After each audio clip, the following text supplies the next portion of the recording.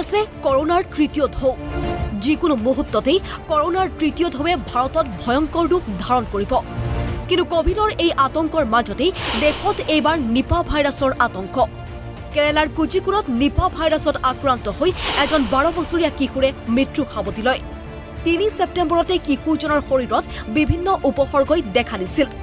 Medical কলেজত তেওঁৰ চিকিৎসা কৰা হয় যদিও লাভ নহল।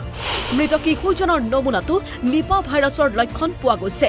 ইয়াৰ পিছতেই ৰাজ্যৰ স্বাস্থ্য বিভাগে ব্যাপক সতৰ্কতামূলক ব্যৱস্থা গ্ৰহণ কৰিছে। কিশোৰজনৰ সংস্পৰ্শলৈ অহা লোকসকলক আইচলেশ্যনত ৰখা হৈছে। পৰিস্থিতি পৰ্যবেক্ষণৰ বাবে গঠন কৰা হৈছে বিশেষ টীম।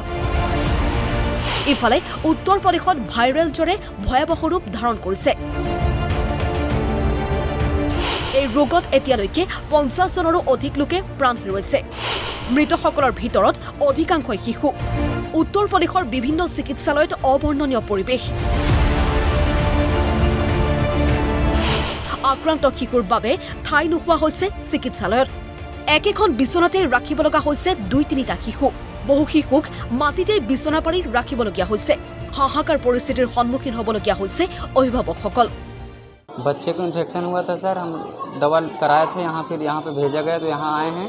जब से 4-4, 5-5 बच्चे हैं एक बेड पे, कोई व्यवस्था नहीं मिल रहा है, कोई चेक नहीं कर रहा है। डॉक्टर से बोलो तो डॉक्टर बोलते हैं कि ज़्यादा वो है तुमको तो लेके जाओ दूसरी जगह ले जाओ, अपना उठा ले जाओ। मेरा बच्चा बीमार था, उसको इन्फेक्शन हो गया था सर जी। यहाँ पे इलाज नहीं हो रहा है। यहाँ पे एक बेड पे 4-4, 5-5 बच्चे हैं सर जी। अगर बोलते हैं तो बोलते हैं कि लेके जाओ अपना बच्चा, अगर ज़्यादा ज़रूरी है तो मुझे। নিউজ ডেস্ক ৰিপৰ্ট, প্ৰতিদিন টাইম।